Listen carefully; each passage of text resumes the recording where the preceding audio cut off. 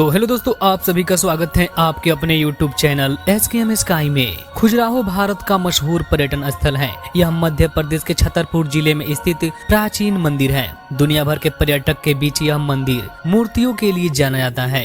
यहाँ की नक्काशी और खूबसूरती चित्रकारी देखकर पर्यटक भी बहुत ही खुश होते हैं। इस मंदिर के दीवारों पर बनी 10% नक्काशी ऐसी है जो यौन गतिविधियों को दर्शाती है। वहीं 90% नक्काशी उस वक्त वहाँ के लोगों के जीवन को प्रदर्शित करती हैं। कहते हैं चंदेल राजाओं ने मंदिर में यह मूर्तियां बनवाई थी, लेकिन क्यों यह रहस्य अब तक बना हुआ है। आखिर ऐसी क्या वजह थी कि मंदिर की दीवारों पर रति क्रीड़ा, नृत्य मुद्राएं, अध्यात्म और प्रेम रस की प्रतिमाएं बनाई गई। हालांकि इस संबंध में लोगों की अलग अलग राय है।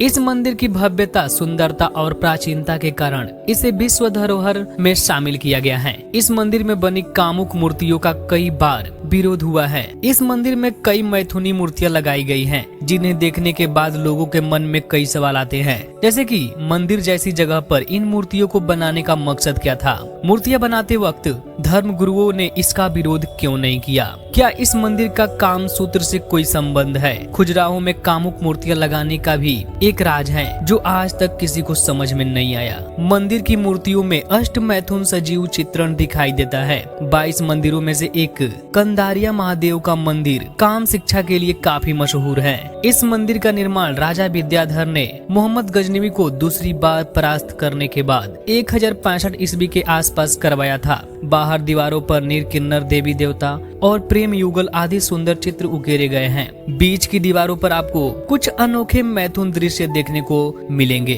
खजुराहो में दीवारों पर बनी कामुक मूर्तियों का अपना महत्व है। यहाँ एक दीवार पर ऊपर से नीचे की ओर बनी 3 मूर्तियां काम सूत्र में वर्णित है। एक सिद्धांत के अनुकृत है। मैथुन क्रिया की शुरुआत में आलिंगन और चुंबन के जरिए उत्तेजना बढ़ाने का महत्व दर्शाया गया है। वहीं अन्य दृश्य में एक पुरुष 3 स्त्रियों के साथ रतिरत नजर आता है। एक मूर्ति ऐसी भी है जहां नायक नायिका एक दूसरे को उत्तेजित करने के लिए नख दंत का प्रयोग करते हैं। कहते हैं कि चंदेल राजाओं के समय में इस क्षेत्र में तांत्रिक समुदाय की वाम मार्गी शाखा का वर्चस्व था। ये लोग यौन और भोग दोनों में मोक्ष का साधना मानते थे। ये मूर्तियां उनके क्रियाकलापों के ही देन थी। शास्त्र कहते हैं कि संभोग भी मोक्ष प्राप्त करने का एक साधन हो सकता है, लेकिन यह बात सिर्फ उन लोगों पर लागू होती है। इन मूर्तियों को लेकर एक कहानी बड़ी प्रचलित है। कहते हैं कि एक बार राज पुरोहित हेमराज की बेटी हेमवती शाम को सरोवर में स्नान करने पहुंची। उस दौरान आकाश में विचरते चंद्रदेव ने जब स्नान करती हेमवती को देखा तो